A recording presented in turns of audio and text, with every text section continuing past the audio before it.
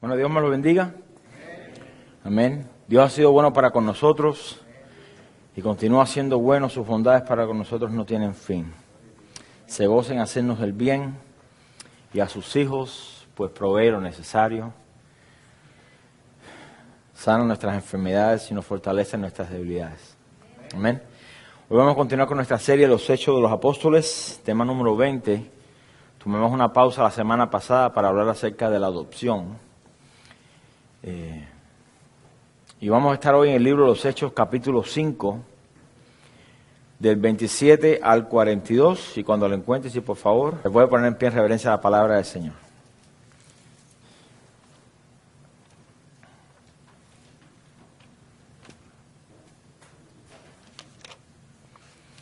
Hechos capítulo 5, versículo 27. ¿Ya lo tienen?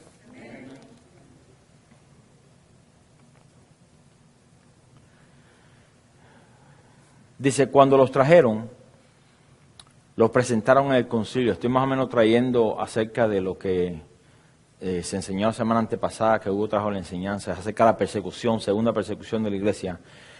Dice, cuando los trajeron, los presentaron en el concilio, y el sumo sacerdote les preguntó diciendo, ¿no os mandamos estrictamente que no enseñaseis en ese nombre? Y ahora habéis llenado a Jerusalén de vuestra doctrina, y queréis echar sobre nosotros la sangre de ese hombre.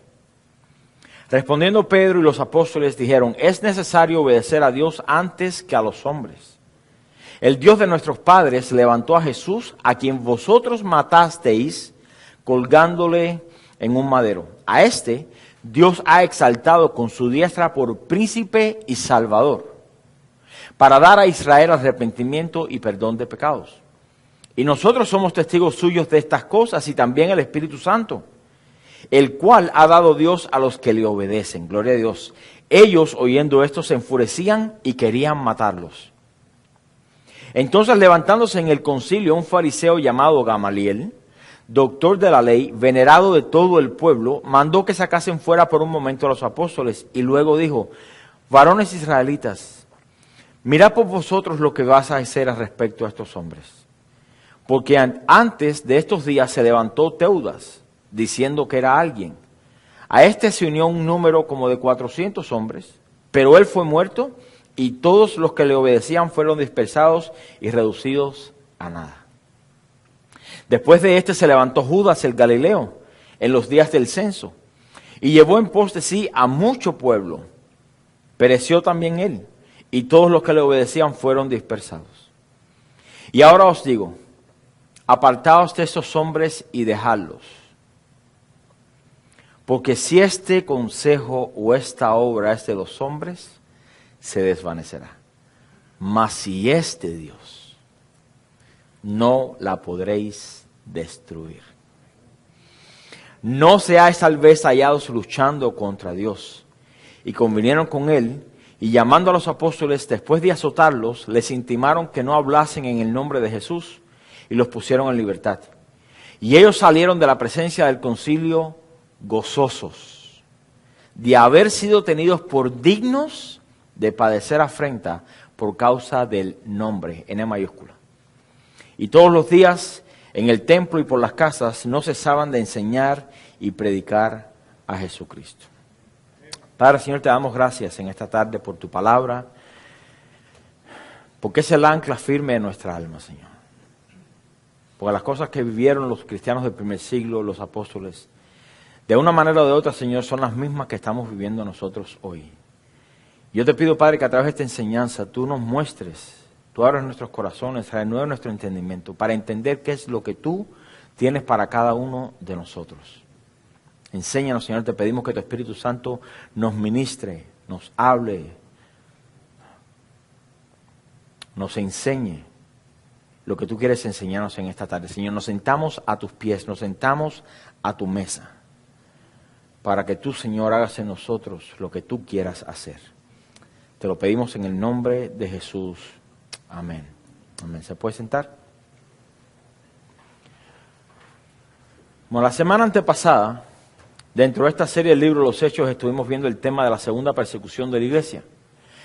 La iglesia desde su comienzo ha padecido persecución. rechazo, ataques y violencia. Pero esa misma iglesia ha permanecido en pie. No porque ha tenido respaldo del gobierno, ni porque ha sabido pelear físicamente contra sus enemigos. Ha permanecido en pie porque Dios mismo la ha edificado y la ha sostenido.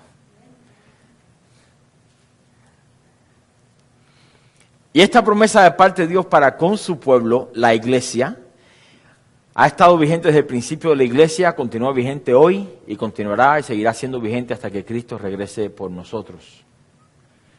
¿Qué constituye la iglesia? Es el grupo de creyentes que han sido llamados fuera del mundo. No es el edificio, no es una denominación, es simplemente el cuerpo de Cristo. El cuerpo de Cristo. Cada uno de nosotros que hemos creído, que hemos sido adoptados, que hemos nacido de nuevo, somos constituidos parte de la iglesia. Yo personalmente solo no soy la iglesia, soy miembro de la iglesia. Encuentras con muchos que dicen, no, yo no tengo que ir a la iglesia porque yo soy la iglesia. No, usted es un miembro de la iglesia. Y si no sientes la necesidad de congregarte, probablemente ni seas parte de la iglesia. Porque Dios nos salva y nos injerta en un cuerpo de creyentes. Eso es mandatorio para todos los cristianos. No existe tal cosa como los cristianos solitarios, ¿no? O los llaneros solitarios.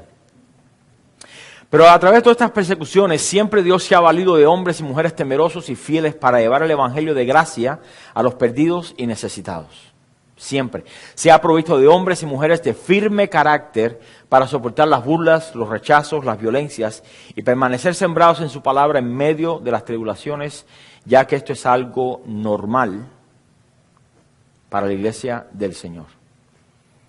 Aquel cristiano que piensa vivir una vida tranquila, sin tribulaciones, sin burlas, sin violencia, y que a la vez se opone a todas las tribulaciones que se puedan levantar en su contra, es un cristiano que difícilmente pueda ser útil en sus manos. El apóstol Pablo vez tras vez hacía referencia a los padecimientos de Cristo. Yo creo que si cada cristiano tuviera en mente el pensar, por así decir, de que será perseguido, de que será burlado, de que será desechado, pues seríamos instrumentos más útiles en las manos de Dios. Porque cuando somos cristianos que esperamos que nada malo nos suceda, nos volvemos como cristianos de chocolate, ¿no? Enseguida que nos da un poquitico de calor, pues nos empezamos a derretir. Entonces, Dios está buscando hombres y mujeres firmes, fieles al Señor. Y Dios siempre se provee de personas así, siempre. Ahora, en estos primeros capítulos de Hechos, podemos ver que la razón principal por la cual comienza la persecución es por la misma que veremos en la enseñanza de hoy. Todo tiene que ver con la resurrección de los muertos. Ese era tema fundamental en la predicación de los apóstoles, era la resurrección de entre los muertos. Los saduceos formaban parte del concilio de religiosos que se oponía a la enseñanza de los apóstoles y estos no creían en la resurrección de los muertos. La resurrección de los muertos es un tema de mucha alegría para los hijos de Dios. Amén. Porque sabemos que tenemos nuestro futuro asegurado. Mira, no importa lo que usted sufra aquí en la tierra, no importa cuántas personas la borren de Facebook, no interesa cuántas se burlen de usted y cuántas personas no quieran andar con usted en el trabajo porque usted es cristiano. Nuestra confianza está que en nuestro futuro, no en las cosas terrenales, sino que nuestro futuro está asegurado. No tenemos temor a la muerte o a lo que la muerte nos puede hacer, porque nuestro Salvador venció el poder de la muerte. Amén. No tiene que buscarse, lo voy a leer. 1 Corintios 15:50 dice, por esto digo, hermanos, que la carne y la sangre no pueden heredar el reino de Dios. Ni la corrupción hereda la incorrupción. He aquí os digo un misterio. No todos dormiremos, pero todos seremos transformados. En un momento, en un abrir y cerrar de ojos, a la final trompeta, porque se tocará la trompeta, y los muertos serán resucitados incorruptibles. Aquí está hablando de los cristianos. Incorruptibles, y nosotros seremos transformados. Porque es necesario que esto corruptible se vista de incorrupción y esto mortal se vista de inmortalidad. Y cuando esto corruptible, lo de hoy, se haya vestido de incorrupción y esto mortal se haya vestido de inmortalidad, entonces se cumplirá la palabra que está escrita, sorbida es la muerte en victoria. ¿Dónde está, oh muerte, tu aguijón? ¿Dónde, oh sepulcro, tu victoria? Ya que el aguijón de la muerte es el pecado, y el poder del pecado, la ley. Mas gracias sean dadas a Dios, que nos da la victoria por medio de nuestro Señor Jesucristo. Así que, hermanos míos, amados, estar firmes y constantes, creciendo en la obra del Señor siempre, siempre, sabiendo que vuestro trabajo en el Señor no es, ¿qué? En vano, en vano. Toma tiempo ver el resultado de la obra del Señor. Toma tiempo. Los hijos de Dios seremos resucitados para vida eterna. ¿Cuántos dicen amén? Para incorrupción y para inmortalidad. Y esta es una de las doctrinas básicas del cristianismo. Y por eso predicamos la resurrección de los muertos en el día postrero, porque esa es la esperanza que tenemos. Pero la mayor razón de por qué las personas rechazan a Dios hoy, y la misma razón por la cual los saduceos se levantaban en contra de los cristianos del primer siglo, es porque todos quieren vivir vidas a su manera y no tener que enfrentar consecuencias por sus acciones.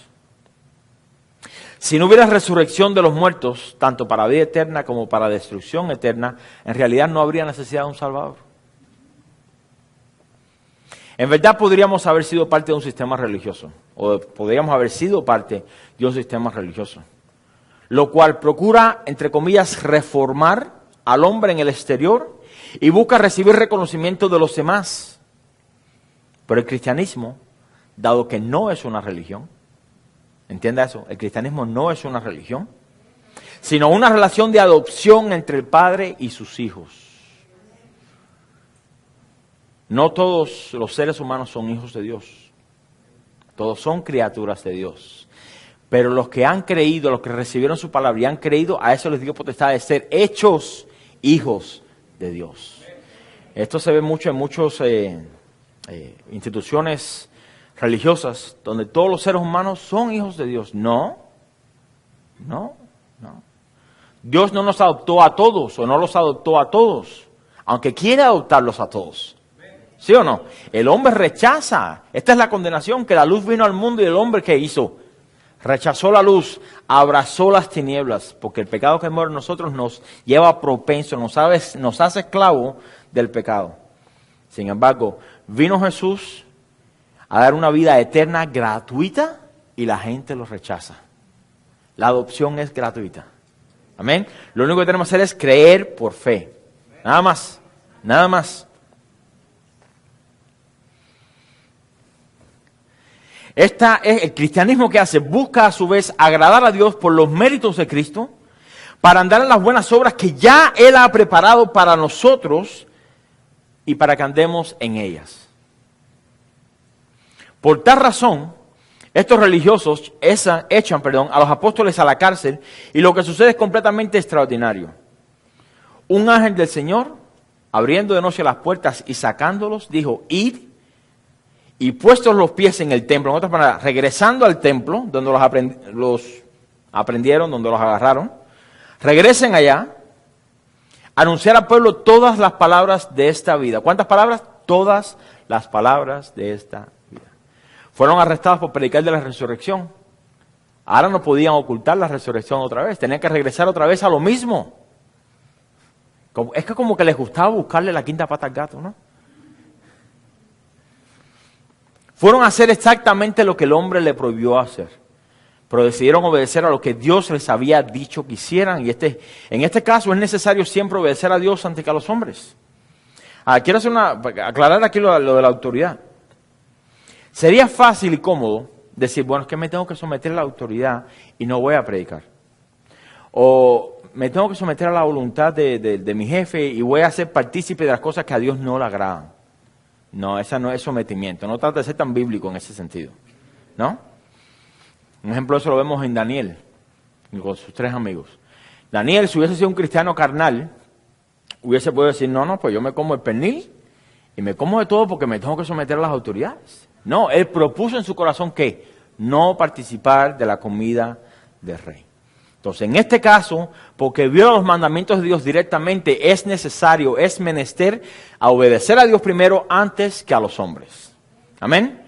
Así que si en su matrimonio usted tiene problemas porque su esposo o su esposa no conoce a Dios y usted quiere hacer lo que a Dios le agrada, pero su esposo dice que no, tiene que poner una balanza, que lo que mi esposo o mi esposa me está diciendo, ¿va en contra de Dios o no? No va en contra de Dios, me someto. ¿Va en contra de Dios? Lo siento, mi amor. ¿Sí se entiende? En Hechos 5:27, comenzando donde estamos, dice, cuando los trajeron, los presentaron en el concilio y el sumo sacerdote les preguntó diciendo, ¿nos mandamos estrictamente que no enseñaseis en ese nombre? ¿Ese nombre? Y ahora habéis llenado a Jerusalén de vuestra doctrina. Gloria a Dios. Y queréis echar sobre nosotros la sangre de ese hombre. Respondiendo Pedro a los apóstoles, y los apóstoles dijeron, es necesario obedecer a Dios antes que a los hombres. Mira, ya aquí el tono que se usa para el Señor es bastante despreciante, ¿no? Porque aquí se refieren al nombre de Jesús como ese nombre. Pero no solamente tienen el poco poder, no tienen en poco el poder que existe en ese nombre, en mayúscula ahora, sino que hay otras dos quejas más preocupantes por parte de los religiosos aquí, y tiene que ver con que les acusan de haber llenado primeramente a Jerusalén con toda su doctrina, y querer echar sobre ellos la sangre de ese hombre. En otras palabras, culparlos del asesinato del Hijo de Dios. Ellos están tratando de echarse para atrás, ¿sabes? Con pedalear sin Catalina, ¿no? Como que no pueden. Ellos habían pasado por alto todas las advertencias y amenazas que les habían hecho los religiosos del Sanedrín y se habían dispuesto a seguir predicando las doctrinas del Evangelio y mayormente la doctrina de la resurrección de todos los muertos. La iglesia continuaba creciendo. Las personas de Jerusalén se estaban convirtiendo al Señor. Aún los religiosos estaban abandonando sus creencias y estaban aceptando el Evangelio como la única manera de ser salvos. Esto es obra de Dios. Obra de Dios. La gente estaba echando a un lado los sistemas religiosos, las tradiciones. No, ¿qué es lo que Dios demanda de mí? Deja poner por un lado todo lo que me han enseñado mis padres, todo lo que la institución dice. Déjame yo pensar con el cerebro que Dios me dio. ¿Por qué necesito ser salvo? ¿Y qué es lo que necesito para ser salvo? ¿Y cómo puedo ser salvo? ¿Salvo de qué? Bueno, de la ira venidera. Donde todos los hombres, desde que nacieron, desde que fueron concebidos, iban de camino allá.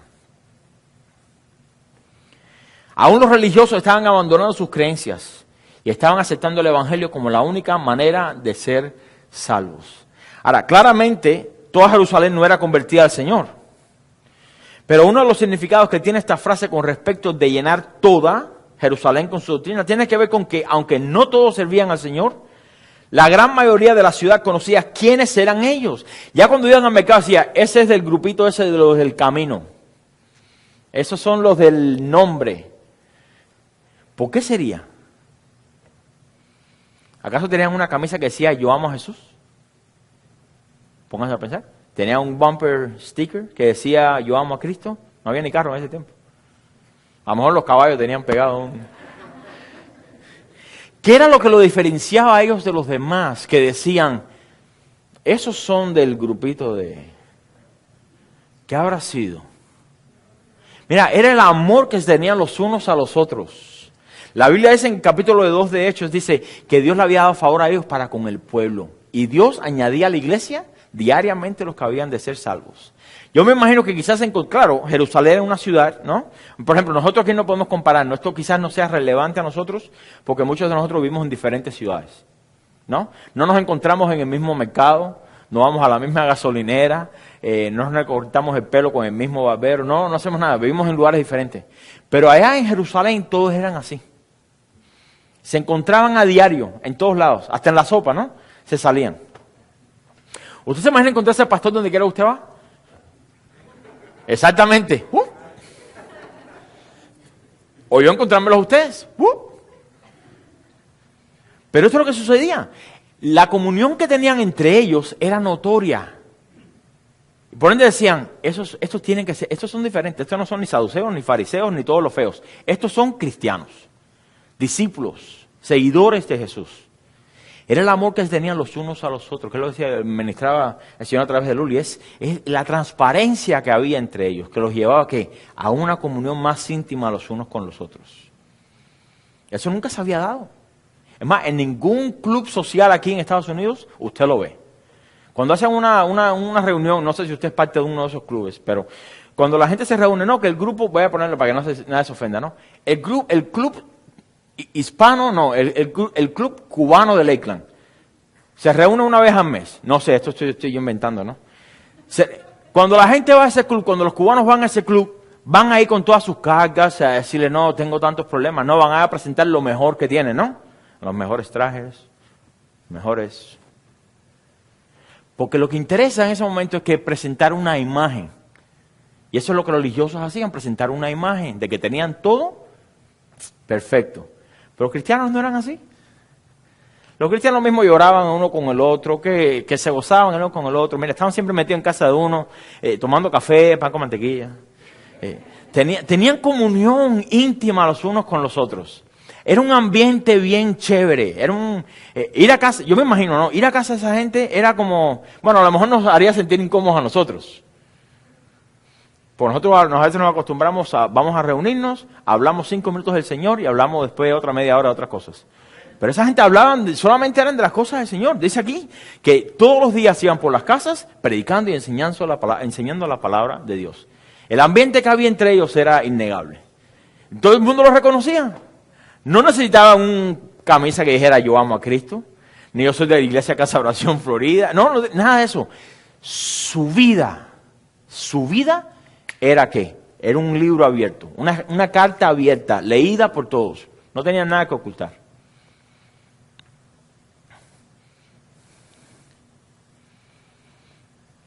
Ya Jerusalén no podía ser ciega a los milagros, maravillas y señales que Dios hacía por mano de los apóstoles, ni ciega a que Dios continuaba añadiendo a su iglesia cada día los que habían de ser salvos. Pero estos religiosos también estaban hasta cierto punto preocupados por la muerte del Mesías. Porque si ellos eran culpables de la muerte de Cristo, lo cual lo son, tendrían entonces que admitir que habían matado a un inocente. La pena de muerte de aquellos tiempos para matar a un inocente no es la de hoy. La de hoy aquí, tú matas a una persona inocente, te dan 10 años, 15 años y te portas bien, te sacan en 7. Le estoy dando un número más o menos, ¿no? Allá no. Tú matabas a un inocente, te mataban a ti. Pero si ellos eran culpables de la muerte de Cristo, tendrían entonces que admitir que habían matado a un inocente y debían pagar por el crimen cometido. Claramente ellos pensaron que esta era la intención del ministerio de los apóstoles. No, ellos nos quieren echar para adelante, como decimos nosotros en cubano, nos quieren estar... Y por tal razón trataban de no darle tanta importancia a este hombre y trataron de que no hablaran en ese nombre. Ellos estaban tratando de limpiarse las manos de sangre inocente porque la resurrección de Jesús prueba, y presta atención aquí para que usted entienda, prueba que el sacrificio de Cristo fue perfecto y aceptado por Dios. Lo cual entonces implica que según la ley, tal cordero debía ser puro y sin mancha para que Dios lo aceptase. Dios no aceptaba el sacrificio de ninguno de nosotros, porque éramos impuros. Entienda eso. Cristo nació y vivió completamente puro.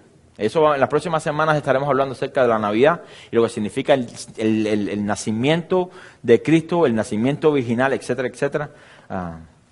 Todos los años lo hacemos. Crea en nosotros una conciencia de quien Cristo realmente es. Entonces, si Dios acepta el sacrificio, significa entonces que según la ley era puro y sin mancha, era inocente. La resurrección prueba entonces que Dios aceptó la ofrenda hecha por el pecado y quedó satisfecho, Isaías 53, y quedó satisfecho porque Jesús fue ese cordero perfecto, santo y puro. Por tanto, haberlo llevado a la cruz significaba que ellos eran culpables de su muerte. Mataron a un inocente. Ahora ya estamos hablando de otros 20 pesos. Ellos sabían esto, pero estaban tratando de retractarse de algo, si usted recuerda, que ellos mismos habían dicho varias semanas atrás. Y aquí sí le voy a pedir que vaya conmigo a Mateo 27, por favor. Dejo una marca en Hechos 5. Mateo 27.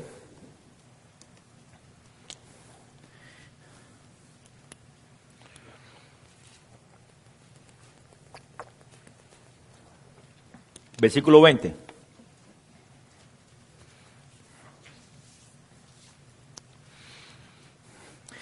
Dice, esta es la historia de Barrabás y Jesús ante Pilato, ¿no? Pero los principales sacerdotes y los ancianos persuadieron a la multitud que pidiese a Barrabás. ¿Quiénes pidieron a la multitud? Los principales sacerdotes y los ancianos, los religiosos de ese tiempo. Que a la multitud que pidiese a Barrabás y que Jesús fuese muerto. Eso los hace ahí claramente culpables, completamente culpables. Y respondiendo el gobernador les dijo, ¿a cuál de los dos queréis que os suelte? Y ellos dijeron, a Barrabás. Pilato les dijo, ¿qué pues haré de Jesús, llamado el Cristo? Todos le dijeron, sea crucificado. Y el gobernador les dijo, pues, ¿qué mal ha hecho? La pregunta es, ¿qué mal ha hecho? Este es un punto que usted puede usar para evangelizar, para conversar con otras personas, porque la gente está tan dolida con Dios, no sé por qué. No, es que yo estoy molesta con Dios, porque Dios me hizo tal cosa. ¿Qué mal ha hecho? Es mi pregunta. ¿Que te enfermaste? ¿Acaso no se enferma todo el mundo? O un familiar mío perdió la vida. ¿Acaso las personas no pasan por tragedias? Es normal, es parte de... La pregunta entonces es, ¿qué mal nos ha hecho Dios? Muéstreme uno. No hay. No hay. Entonces la misma pregunta que hace aquí el gobernador. Pues, ¿qué mal ha hecho? Pero ellos gritaban aún más diciendo, sea crucificado. Viendo Pilato que nada adelantaba, sino que se hacía más alboroto, tomó agua y se lavó las manos delante del pueblo diciendo, inocente soy yo de la sangre de este, ¿qué? Justo. Esa es una acción de, eso hasta el día de hoy se usa ese refrán en nosotros, ¿no? Yo me limpio las manos. Yo no tengo nada que ver con eso. Pero me dice, mira lo que dice aquí, inocente soy yo de la sangre de este justo, allá vosotros. A mí no me metan en ese lío, allá vosotros. Y respondiendo todo el pueblo dijo, su sangre sea sobre nosotros y sobre nuestros hijos. Mire, realmente ellos no sabían lo que estaban hablando aquí. Estaban tan concentrados de que Jesús no era el Mesías que dijeron, no, mira, si algo sucede y resulta que sí es el Hijo de Dios, nosotros tomamos responsabilidad por él. Porque en realidad él no es el Hijo de Dios. Esa es la actitud que tenían ellos. Claramente, públicamente dijeron, su sangre sea sobre nosotros y ahí implicaron también a la generación, a la descendencia, y también sobre nuestros hijos. Entonces le soltó a Barrabás y habiendo azotado a Jesús, le entregó para ser crucificado. Barrabás, no lo tengo aquí en las notas, pero se lo comento. Barrabás es como una copia del Hijo de Dios. Porque Bar, no sé si recuerdan en la Biblia cuando dice Pedro, Bar, John, bueno, en inglés normalmente se habla así. Bar significa hijo de, y entonces aquí la otra palabra es Abba. Abba Padre. Pero es como un nombre burlón, por así decir. La mejor manera que se lo puedo compartir es de la siguiente manera. El pastor Chava, Pardo, que vino, su nombre es Salvador. Por eso le dicen Chava. Es como si en este caso fuese ese y dijera, no nos dejes al Salvador, hablando de Jesús, danos al Salvador, al otro. Esa es la manera que lo trataron de pintar y por eso dijeron, no, danos al Hijo de Dios, al otro no, que es, no, ese no, dámonos a este. Era como un término burlón. ¿Sí entendió? Entonces, ¿qué hicieron? Habiendo azotado a Jesús, le entregó para ser crucificado. En otras palabras, el castigo, el juicio, la maldición, las consecuencias sean sobre nosotros, ya que este hombre no es el Hijo de Dios, por tanto no hay nada que nos pueda suceder. Pero esta convicción y dureza de corazón que tenían en ese momento cambió cuando Cristo resucitó. La resurrección de Cristo es un evento que nunca ha habido ni nunca habrá, pero fue un acontecimiento que dividió por completo la historia. Porque en el momento que Jesús muere, es sepultado, los discípulos pues se van tristes. Ya aquí terminó nuestra carrera apostólica, ¿no? Aquí nos vamos ya a regresar a la pesca. Jesús resucita el tercer día, se presenta donde ellos están, se queda con ellos 40 días, no solamente con los apóstoles, sino que hasta 500 hermanos lo vieron a la misma vez. Y ya entonces la convicción de estos apóstoles ya no era la misma que antes de la resurrección. Antes de la resurrección sí estaban muy fogosos porque Cristo estaba ahí con ellos. Cuando Cristo no está, ellos menguan. Y como cualquier persona humana, dijeron, no, pues ya está aquí. Sí, Él resucitaba a muertos, pero ahora ¿quién lo va a resucitar a Él? Pero cuando Cristo mismo resucita, ahí se ve la Trinidad. ¿Por qué? Porque en un evangelio dice que Dios lo resucitó, en otro evangelio dice que el Espíritu Santo lo resucitó, y en otro evangelio dice que Él mismo resucitó. Él tiene poder sobre la muerte, ¿no?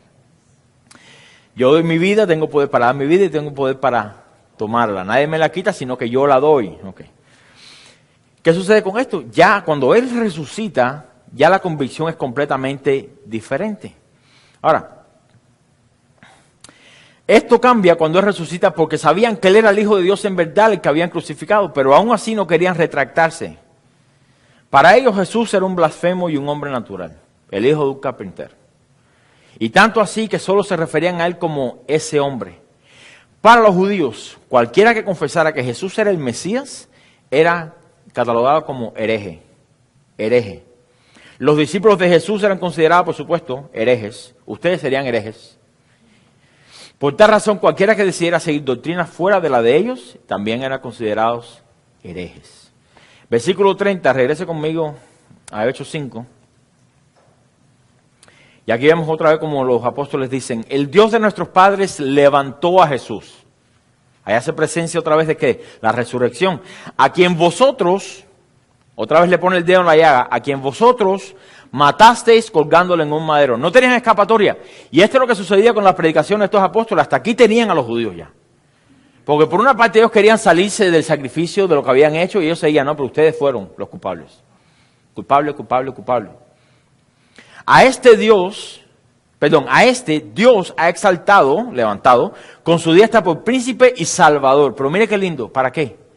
Para dar a Israel arrepentimiento y perdón de pecados. La ira de Dios todavía no se hace presente en esta era. Ya cuando Dios quita la iglesia, entonces su ira se derrama sobre la tierra.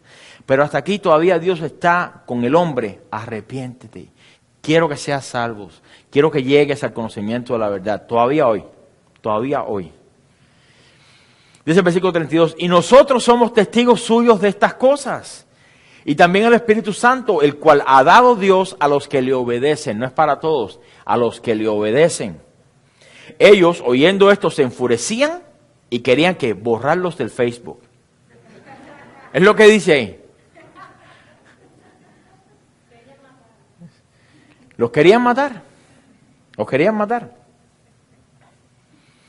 Otra vez vemos aquí cómo es que el tema de la resurrección juega un papel importante en la defensa del Evangelio.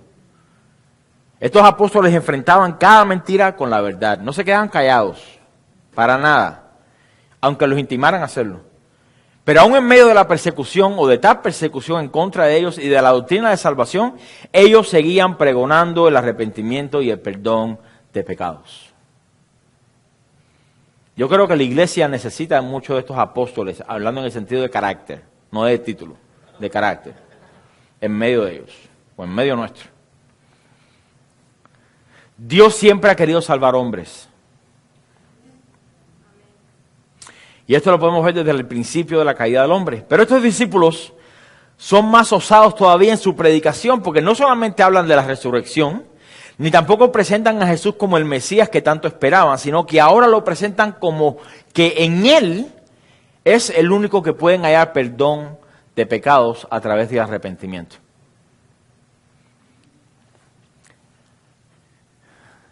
A menos que eches a un lado tu grupito religioso, tu afiliación a tu grupo religioso, y seas nacido nuevo, no puedes entrar en el reino de Dios. Él es el único camino al Padre. Él es el camino, la verdad y la vida. Y nadie va al Padre si no es por Él. Ya le estaba estrechando de gran manera el camino que tenían los judíos para llegar a la salvación.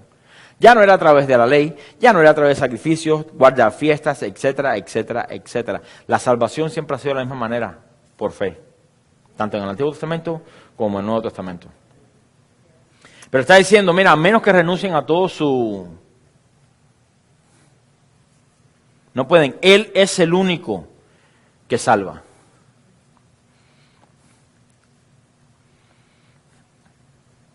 De paso mencionan la morada del Espíritu Santo en ellos. Algo que solo se daba en el Antiguo Testamento en reyes, sacerdotes y profetas. Por lo tanto, cuando estos apóstoles mencionan que Dios da su Espíritu a todos aquellos que le obedecen, desde el punto de vista de ellos, están siendo partícipes de lo mismo que Jesús proclamó que era, Hijo de Dios. ¿Que Dios les dio el Espíritu Santo? ¿Acaso Dios no nos ha dado el Espíritu Santo? Pues somos partícipes. Ellos habían sido testigos de todas estas cosas. Habían sido testigos de la encarnación de Cristo, habían sido testigos de su crucifixión, habían sido testigos de su sepultura, habían sido testigos de su resurrección, habían sido testigos de su ascensión y habían sido testigos de su exaltación a la diestra del Padre. Por tanto, no podían callarse estas cosas. ¿Cómo uno puede negar lo que ha visto? Mire, si yo llego aquí y le digo, hermanos, perdón que llegué tarde, pero es que había un oso polar en el medio de la carretera. Usted va a decir, no, pues el pastor se inventó, porque nadie más lo vio. Es algo que realmente no es común. Pero si es algo que todos vieron y son testigos, es difícil decir, no, no existe o no es posible. ¿No? Y esto es lo bonito del ministerio de Jesús, que todo fue público, abierto, no tenía nada que esconder. Todo lo que enseñó lo enseñó públicamente. Su vida fue completamente pública. Todo, muerte, resurrección, fue pública. Hasta la ascensión fue pública. O sea que estando en medio de ellos subió. No había manera que dijeran, retráctate de lo que están enseñando. ¿Cómo puedo hacer eso? Yo no lo aprendí de un hombre, yo no lo aprendí de un ministerio apostólico. No, yo lo vi, nosotros lo vimos. Nosotros lo vimos. Para estos religiosos y enemigos de la cruz, ya estos apóstoles habrían cruzado la línea de la blasfemia. Por tanto, ellos querían matarlos.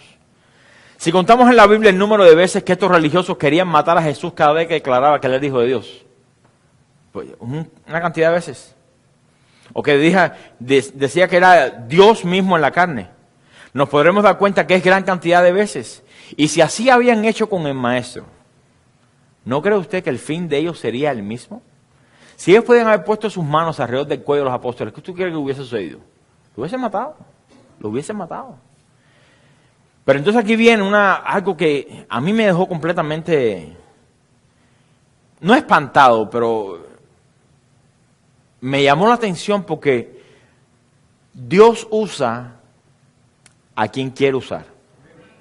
Y a veces, si nosotros como cristianos estuviésemos atentos, podríamos ver que Dios a veces nos habla a través de personas que ni le conocen.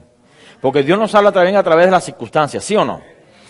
Y resulta que en el versículo 34, dice, entonces levantándose en el concilio un fariseo llamado Gamaliel, doctor de la ley, venerado de todo el pueblo, mandó que sacasen fuera por un momento a los apóstoles. Mire, los pueden sacar un momento para poder debatir aquí. Sí, cómo no. Y luego dijo, varones israelitas, mirad por vosotros lo que vais a hacer respecto a estos hombres. Porque antes de estos días se levantó Teudas diciendo que era alguien. Ahora vamos a ver quién era Teudas, quién era el otro, ¿no? Teudas diciendo que era alguien. A este se unió un número de como de 400 hombres. Un buen número. Pero él fue muerto. Y todos los que le obedecían fueron dispersados y reducidos a nada. No sabemos cómo se llamaba la secta de Teudas o la denominación de Teudas. ¿Por qué? Porque fueron dispersados y reducidos a nada. Después de este se levantó Judas, el Galileo, en los días del censo, y llevó en pos de sí a mucho pueblo. Ahora usted va a ver por qué la diferencia entre 400 hombres y mucho pueblo. Pereció también él, y todos los que lo decían fueron dispersados. No sabemos tampoco qué tipo de denominación era, porque... Ahora os digo, apartaos de estos hombres. En otras palabras, miren, déjenlos tranquilos. Apartaos y dejadlos. Porque si este consejo o esta obra es de los hombres, en otras palabras, si esta predicación, si este evangelio, si este ministerio que están llevando, si esta comisión que dicen ellos que les fue dada, es de los hombres, miren, eventualmente se va a desvanecer. Se va a desvanecer. Mas si es de Dios, no la podréis destruir. Mira, esa frase ahí, no la podéis. Aquí no le está diciendo, por favor, no la destruyan, ni está diciendo, difícilmente dice, no la podréis. Es una imposibilidad. Aunque trates lo que quieras, no lo vas a poder, no lo van a poder lograr. No seáis tal vez hallados luchando contra Dios. ¿Recuerdan las palabras de Jesús con el apóstol Pablo? ¿Por qué das cosas contra el aguijón? ¿Por qué sigues? No vas a poder en contra de Dios. ¿Cuántos de ustedes quizás se encuentran hoy luchando en contra de Dios? Esa es otra enseñanza. ¿Quién era este Gamaliel? Bueno, todo el mundo conoce a Gamaliel primeramente porque era de donde Pablo aprendió, ¿no? Bueno, primeramente tenemos que ver que era un fariseo. Y los historiadores judíos confirman que era el hijo de Rabán Simeón. Ahora, realmente el nombre no, puede que no sea de mucha revelación. Pero muchos concuerdan que era el mismo Simeón que recibió a Cristo en el templo el día que lo presentaron al Señor. Ya cambian las cosas ahí.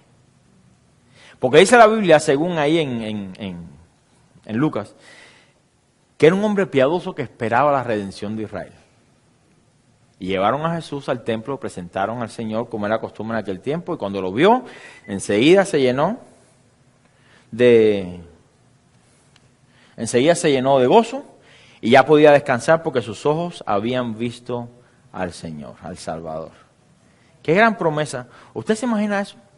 Desde el último profeta hasta el Nuevo Testamento son 400 años. Por 400 años pasaron mucha cantidad de cosas, pero nadie sabía exactamente cuándo es que iba a venir el Mesías. Nadie. Pero había un hombre que le fue revelado que antes que mueras, vas a ver al Salvador. Mire, si este hombre estaba, pienso yo, ¿no?, en sus últimos años, todo descuidado. Yo me imagino que ese hombre empezó a hacer ejercicios, a comer saludable, porque él quería alargar su vida para ver, porque la promesa era que tenía que ver al Señor antes de que muriera. Bueno, el punto que me lleva a mí es, si tal Gamaliel era el nieto, o quizás por eso fue que salió en defensa y dijo, miren, como no estamos seguros si era o no era, vamos a hacer una cosa, déjenlo tranquilo, si es de Dios va a permanecer, si no, pues tranquilo.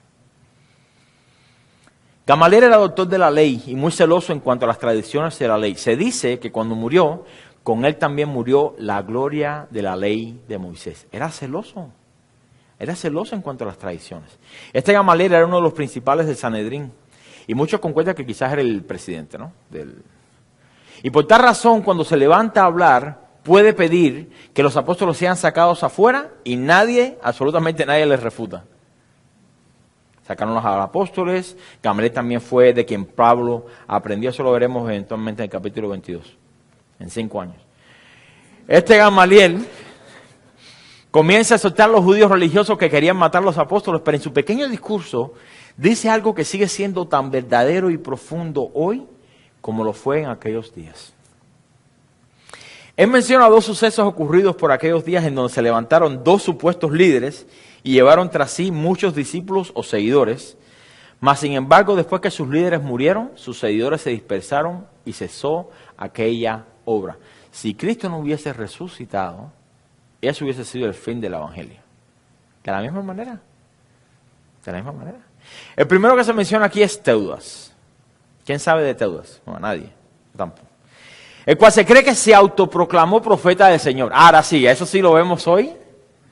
No, se autoproclamó profeta del Señor y adquirió muchos seguidores.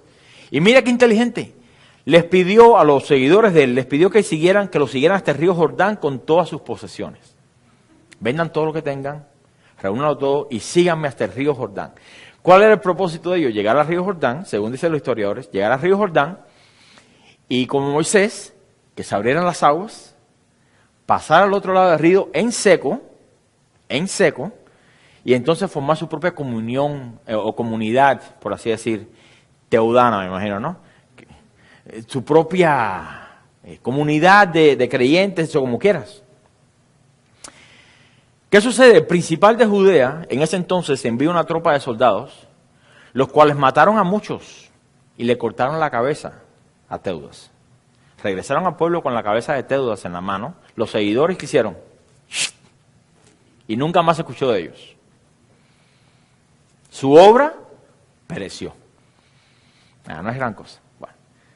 Pero el segundo ejemplo que Gamaliel trae a la mesa es de un hombre llamado Judas, el Galileo, en los días del censo, dice la Biblia. Los días del censo aquí son equivalentes al día de los impuestos.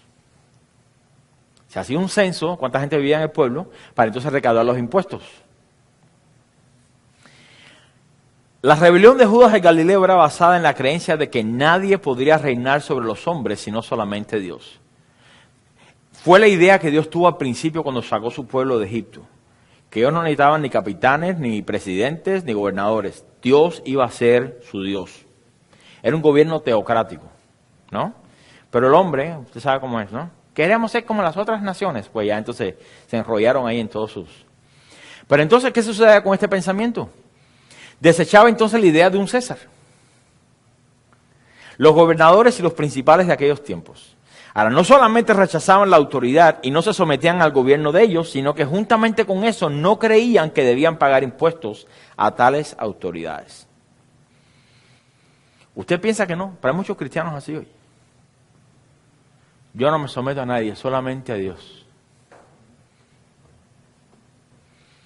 Yo no me someto a la autoridad que Dios ha puesto sobre mí, yo me someto solamente a Dios. Y suena tan espiritual, pero es completamente contrario a lo que la Biblia dice. Ahora, ¿qué sucede con esto? Si está diciendo que nadie debería reinar sobre ellos y que no tenían que pagar impuestos a nadie, pues eso no trae mucha alegría. No hay que pagar impuestos. Y si era algo que el ejército romano no jugaba, tú no vas a pagar impuestos. Y vendían la cabeza para regalar dinero. Dice aquí la Biblia que arrastró consigo mucho pueblo. Bueno, en ambos casos podemos ver la realidad de muchos que se levantan hoy dentro de las iglesias para abrir sus propias obras o ministerios. Yo quiero enfatizar un poco aquí con lo que dice Gamaliel, porque dice, si es obra de los hombres, perecerá, pero si es de Dios, permanecerá. Estos son casos hoy dentro de las iglesias, y hay muchos que se levantan para abrir sus propias obras o sus propios ministerios. Usted probablemente ha escuchado algunos de ellos. Bueno, no voy a mencionar nombres, ¿no? Pero por un lado tenemos a los autonombrados apóstoles o profetas o pastores que son llevados por emociones a arrastrar tras ellos a aquellos que quieran obedecer los deseos de su carne. Le voy a dar un ejemplo verídico. Hay una persona en la congregación que se siente que es más sabio que el pastor. ¿Por qué no? El pastor no es la eminencia en la tierra. Y a lo mejor usted tiene, a lo mejor personas que tienen más conocimiento que los pastores. Pues eso no es un pecado. No es un pecado. El problema es cuando entonces esa persona dentro de la iglesia decide que quiere abrir su propio ministerio. Donde va y le dice al pastor, pastor, yo quisiera, mira, Dios me ha puesto en el corazón, no sé, abrir un instituto bíblico, me gustaría dar clases a no sé qué, y el pastor le dice, porque el pastor discierne, no sé, Dios nos ha puesto aquí por una razón, ¿no? Los pastores disciernen que a lo mejor la actitud detrás no es la correcta, ¿no? Y el pastor le dice, mira, no creo que es el tiempo, creo que debes sentarte un tiempo. Entonces, como no tienen el don de la paciencia, ¿no? ¿Qué sucede? Se levantan de la congregación, se van y empiezan a llamar a los hermanos de la congregación.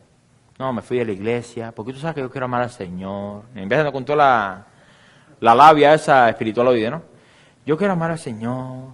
Y abrimos un grupito aquí en la casa, si nos quieren visitar, y poco a poco se empiezan a ver las ovejas del Señor. Y el pastor dice, ¿qué está pasando aquí? ¿No? Claro, el pastor que no está pendiente. El pastor está pendiente, va y le toca la puerta. Aquí otra demanda. Sonó muy agresivo, ¿no? Le estoy luchando con eso. Mi esposa me lo dijo el otro día. Me dice, a veces sales muy agresivo. El punto es el siguiente. Hay personas que así han habido dentro de las iglesias. Y levantan sus propios ministerios, y sus propias obras, y sus propios... ¿no? Escuche, esto lo escuché una vez de un pastor, hablando acerca de la división en la iglesia. Él decía, toda persona tiene derecho de salirse de una congregación. Hay unos puntos bíblicos por los cuales uno podría decir me voy, que son válidos, hay otros que no. Él decía, pero si usted se va, si usted siente en su corazón que usted se va a ir de la iglesia por cierta razón o motivo, no se lleve a nadie con usted, porque Dios añade a la iglesia. Por tanto, el que saca de la iglesia no es Dios. ¿Quién es? Dígalo con convicción, el enemigo. Entonces, pues esto es parte de lo que sucede muchas veces en la iglesia. La gente tiene una revelación, una autorrevelación de Dios, que deciden abrir su propia obra porque según ellos su obra sí prosperará porque es de Dios. Y no sé si recuerde a usted, yo casi ni recuerdo, hace unas semanas atrás estábamos hablando acerca de la responsabilidad de la iglesia. Porque la gente dice, no, la iglesia no crece, ¿qué estará predicando el pastor? No es culpa del pastor. La pregunta es, ¿qué está haciendo la congregación? Si cada uno de nosotros hacemos nuestra tarea, estoy seguro que Dios prosperará la labor de nuestras manos. ¿Sí o no? Entonces tenemos que mirarnos a nosotros mismos. Entonces ellos dicen, no, mi obra sí va a prosperar porque es de Dios. Nunca fueron enviados, nunca fueron ordenados, nunca fueron reconocidos como ministerios legítimos, sino que se dejaron llevar por un falso sentido de autoordenación y así comenzaron sus propios ministerios. Por otro lado, tenemos aquellos que simplemente quieren disfrutar de un beneficio material, hablando entonces aquí de Judas el Galileo. No hay que pagar impuestos. No tenemos que pagar impuestos a nadie. Los seguidores de Judas, el Galileo, no querían pagar impuestos. Y eso en sí ya es un gran beneficio. Yo estoy seguro que si el gobierno de los Estados Unidos, escuche, decide darles a los cristianos la potestad de no pagar ningún tipo de impuesto, los cristianos no pagan impuestos, ni federal, ni estatal, ni nada. ¿Cuántas iglesias no estarían llenas hoy de gente? Póngase a pensar. No cabríamos aquí, ni allí. Solamente por el beneficio de no pagar impuestos, ¿no? Si ese fuese el caso, ellos, hablando de estos cristianos, delante de la gente serían vistos como cristianos que aman a Dios, pero la verdad son amadores del dinero, porque les sirven por el beneficio económico que puedan recibir. ¿A usted no le gustaría que el gobierno le dijera, tú eres cristiano, gloria a Dios, no pagues impuestos? ¿Tú se imaginas que ahora Donald Trump le dijera, los cristianos no pagan impuestos? Y todo lo que compren tampoco tienen que pagar impuestos por lo que compren. Gloria a Dios. Pero Jesús claramente dijo, darle a Dios lo que es de Dios y a César lo que es de César, o viceversa. Así que ya usted quedó ahí.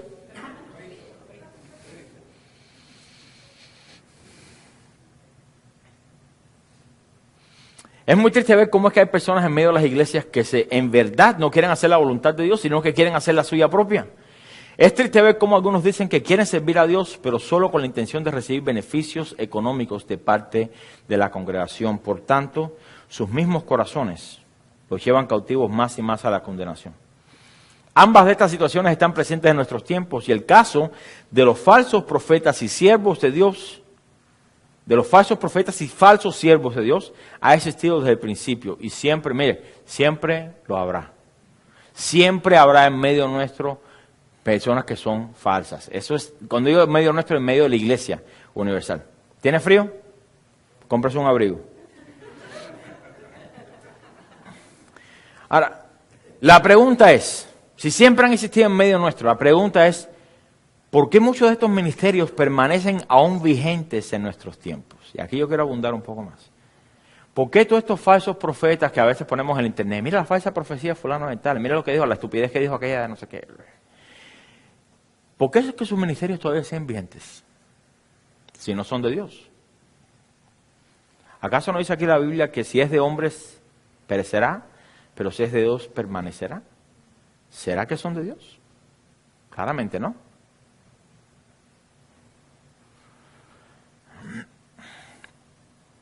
Estas palabras de Gamaliel poseen mucha sabiduría y nosotros los cristianos hemos ignorado esta advertencia. Dios usó a un fariseo para darnos un consejo en cuanto a cómo tratar con estas personas que levantan falsos ministerios y que arrastran tras de sí a muchas personas. Y yo fielmente creo que este antídoto para terminar con los falsos de nuestros días es eficaz aún hoy. Es simplemente dejar que Dios termine con su obra y los destruya. ¿Cómo? ¿Quiere que le diga? Ahora le voy a explicar.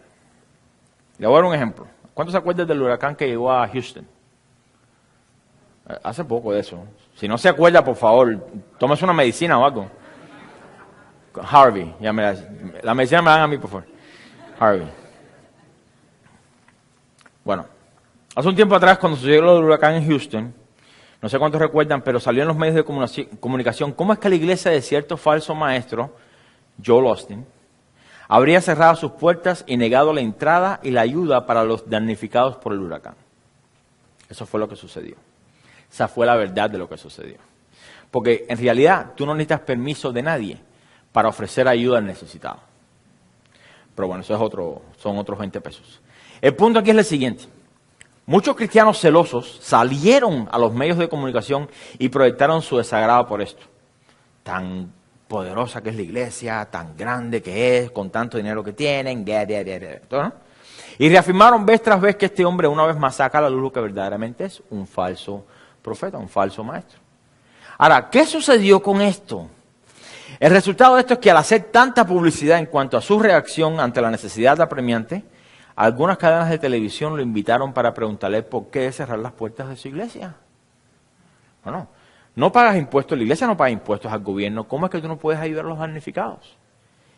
Yo me imagino que quizás cuando le llamaron para la entrevista, estaba nervioso, ¿qué voy a decir? ¿Qué voy a decir? Y algún pillo de su, ¿cómo se dice? De su, no, pero gabinete suena muy, muy fino. De su banda, ¿no? Le dijo, toma esto como una oportunidad. ¿Qué sucedió con eso? Bueno, decidió dar una excusa que pareció ser válida. No, es que estábamos esperando a que, porque había mucha agua aquí. ¿No? Sonaba como hombre de novela.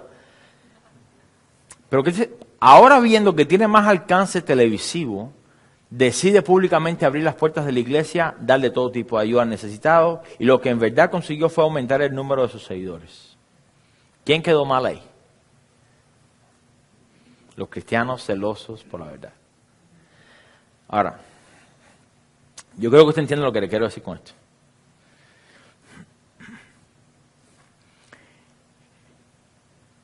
Esto es solo un ejemplo de cómo es que nosotros mismos los cristianos le hacemos propagandas de gratis a todos estos falsos predicadores del Evangelio, el cual no contiene nada de salvación, hablando del Evangelio que ellos enseñan. Todo es prosperidad. Y lo mismo ha sucedido con todos los demás falsos maestros, predicadores, profetas, pastores que andan rondando por ahí engañando a las personas. Ellos no necesitan pagar por propagandas, porque ya nosotros lo hacemos por ellos. Pastor, ¿cómo es que nosotros lo hacemos? En verdad creo que lo hacen con una buena intención. La intención de traer una advertencia a los que están siendo engañados, pero lo que tenemos que ver es que cada vez que los ponemos en evidencia, es que preparamos el camino delante de ellos para que sean reconocidos de una manera o de otra. Hollywood tiene un refrán que dice, mala publicidad es mejor que ninguna publicidad. Por eso usted ve todos los escándalos que hay en Hollywood. ¿Por qué? Porque es mejor que te conozcan por algo malo o que no te conozcan. Yo prefiero ser conocido por Dios primeramente. No me interesa lo demás. Pero mira, nadie supiera quiénes son estos falsos a no ser por nosotros los cristianos celosos de la verdad. Quizás si escucháramos las advertencias y el consejo que Gamaliel le dio a los judíos con respecto a los apóstoles del Señor, muchos de estos falsos ya habrían cerrado sus obras. En el caso de Teudas y de Judas, Dios usó el gobierno romano. Y Dios en nuestros días puede usar cualquier método para terminar sus obras. Pero nosotros como cristianos tenemos que dejar de presentarlos a ellos y enviar sus falsos mensajes y falsas profecías por todo el Internet. Mire, ¿en qué beneficia mandar un mensaje? Y yo no lo digo por ustedes, pero esto es algo que he visto, hay hasta ministerios en Facebook que se pasan la vida enseñando la falsedad de otra gente. ¿En qué edifica eso? La pregunta. Lo estamos exponiendo más allá. Si nadie hubiese hecho nunca a nadie de Maldonado, Maldonado hoy no existiría. ¿Sí o no? Si nadie nunca hubiese dicho, no, mira la falsa profecía de fulano de tal, y se le manda a todos los contactos, ¿no? Mira, nadie lo conociera, ni en su casa lo conocieran, a la hora de la comida, peor todavía. No lo conocieran. No lo conocieran. Si en verdad Dios nos ha proporcionado la espada de su palabra, escuche, la espada de su palabra, para defendernos de los ataques del enemigo en contra de nuestra fe, no es una espada para estar revoloteando, buscando a quien cortarle la cabeza. Andamos ahí, a ver quién dijo la última falsa profecía, para enseguida ponerlo en el Facebook. Dios no nos ha mandado eso. Dios no nos ha mandado eso. La espada no es para atacar, es para defendernos. ¿Qué hizo Jesús en el desierto? ¿Atacó al enemigo? Se defendió. Ahora, Nehemías nos da un ejemplo de esto en la restauración del muro. Me voy a pedir que vaya conmigo a Nehemías 4. Nehemías 4, un libro un poco difícil de encontrar, Profetas Menores. Nehemías 4. Si usted ha venido participando en los estudios bíblicos, debería tener una mejor idea de dónde está Nehemías. Déjame ver quién es el último que lo encuentre. Nehemías 4. Le voy a hacer un recuento de la historia. Nehemías estaba bajo un rey. Y el rey le dice a Nehemías, bueno, ¿qué quieres que te haga? ¿Qué quieres que haga por ti? Nehemías dice, bueno, a mí me gustaría regresar a mi tierra de origen, donde mis padres, y reedificarla otra vez. Ha sido derrumbada, ha sido destruida. Y el rey pues simplemente pues le da el paso. Le da hasta favor con las naciones de alrededor para que pueda pasar por medio y así no tenga que dar la vuelta a todo el continente, ¿no? Nehemías llega. Yo le he visto que lea el libro de Nehemías. Es bien. Y comienzan a edificar el muro, comienzan a construir todo lo que estaba completamente destruido. Y cuando comienzan a reparar el muro, a levantar, a edificar el muro, pues los vecinos de alrededor, los árabes, etcétera, se llenan de celos, de envidias, se llenan de ira contra ellos y empiezan a murmurar que los van a ir a destruir. Entonces, pues Nehemías se entera de esto. Entonces nos encontramos en Nehemías 4, versículo 11. Dice, y nuestros enemigos, hablando ellos de los árabes y todos, dicen, y nuestros enemigos dijeron, no sepan ni vean, hasta que entremos en medio de ellos y los matemos y hagamos cesar la obra. Escuche, la obra, que era de Dios, la obra. Nosotros en nuestras fuerzas vamos a hacer cesar la obra. Pero sucedió que cuando venían los judíos que habitaban entre ellos, entre esos pueblos, nos decían hasta 10 veces, ese era el tema de conversación cada vez que venían, de todos los lugares de donde volviereis, ellos caerán sobre vosotros. Imagínense eso 10 veces diario. Se cansa uno. Entonces dice el versículo 13, entonces por las partes bajas del lugar, detrás del muro, y en los sitios abiertos, puse al pueblo por familias, con sus espadas, con sus lanzas y con sus arcos. Después miré y me levanté y dije a los nobles y a los oficiales y al resto del pueblo, no temáis delante de ellos, acordaos del Señor, grande y temible, y pelear por vuestros hermanos, por vuestros hijos y por vuestras hijas, por vuestras mujeres y por vuestras casas. Déjeme darle una pausa ahí. Este debe ser el carácter de un hombre cristiano. Defender a su familia. Solamente una persona dijo amén. Dios nos ha dado a nosotros la potestad, el privilegio, la autoridad, nos ha delegado la responsabilidad de cuidar de nuestras casas. Yo espero que usted no sea uno que cuando tocan a la puerta y usted es un testigo de Jehová, usted manda a su esposa. No, contesta tú. Vaya usted y hable con ellos.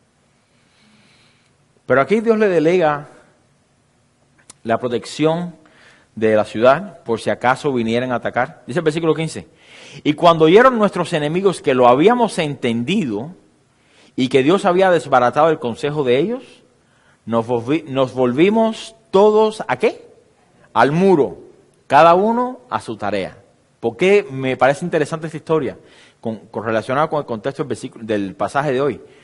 Es porque ellos no dijeron, nos quieren atacar a esa gente, pues vamos a levantar un army y vamos para allá a destruirlos. No. Ellos dijeron, no, vamos nosotros a lo que Dios nos ha mandado a hacer. ¿Qué cosa es? Edificar. Vamos a edificar. Si quieren venir, pues aquí los esperamos. Pero nosotros nos vamos a concentrar en lo que Dios nos ha dado a hacer, porque es obra de Dios. Ahora escuche. Cada uno a su tarea. Eso habla de responsabilidad. Dice el versículo 16, desde aquel día la mitad de mis siervos trabajaba en la obra y la otra mitad tenía lanzas, escudo, arcos y corazas. Y detrás de ellos estaban los jefes de toda la casa de Judá. Y estaban alertas. No estaban ahí con el escudo aquí en la lanza y con el telefonito en Facebook a ver qué es lo que... Deja tirar un selfie, ¿no? Para la gente vea que estoy aquí en... No, ellos estaban atalayas. Atalayas. Versículo 17. Los que edificaban en el muro, los que acarreaban y los que cargaban, con una mano trabajaban en la obra y en la otra tenían la espada. Porque los que edificaban, versículo clave aquí, cada uno tenía su espada ceñida, envainada en sus lomos, y así edificaban. Y el que tocaba la trompeta estaba junto a mí, y dije a los nobles y a los oficiales y al resto del pueblo, la obra es grande y extensa, y nosotros estamos apartados en el muro, lejos unos de otros. En el lugar donde oyeres el sonido de la trompeta, reunidos allí con nosotros, nuestro Dios peleará por nosotros. Yo quiero usar este ejemplo de Nehemías, porque el énfasis de lo que Dios le había mandado hacer era edificar, ¿qué? La casa de Dios. Lo que Dios había puesto en el corazón de Nehemías era que regresar a edificar, a construir. Ellos comenzaron por la ciudad, el muro, y cuando estuvo todo acabado, restauraron el servicio en la casa del Señor con sacerdotes y levitas. El culto a Dios fue instituido otra vez. Eso está completamente en el libro de Nehemías. Léaselo cuando tenga un chance. Cómo organizaron todo. Y al final, dicen, leyeron los libros de la ley y el pueblo hizo compromiso de que iban a servir. Hasta firmaron su nombre. Ahí está en la Biblia. Nosotros, la familia fulana de tal, nos comprometemos que vamos a servir al Señor. Nosotros, fulano de tal. Hicieron compromiso, pero empezaron ¿dónde? Edificando, ¿no?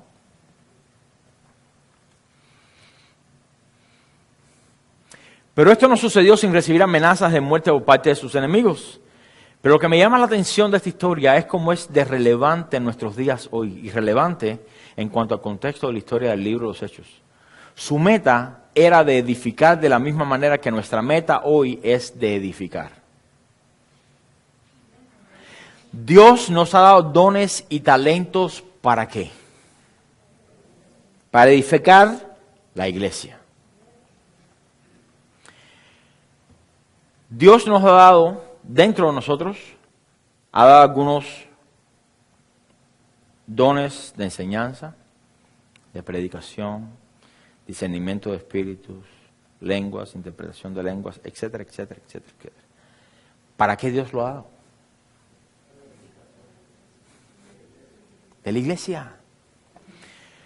Dios no dijo, te voy a dar el don de la predicación para que vayas a estar rebatiendo a todos los falsos profetas que están en el internet. No puede. Ahora, ¿está malo que haga eso? No, pero no es lo que Dios nos ha llamado. Por eso a mí me cuesta saber, muchas veces, yo soy quizás muy cerrado en ciertas áreas.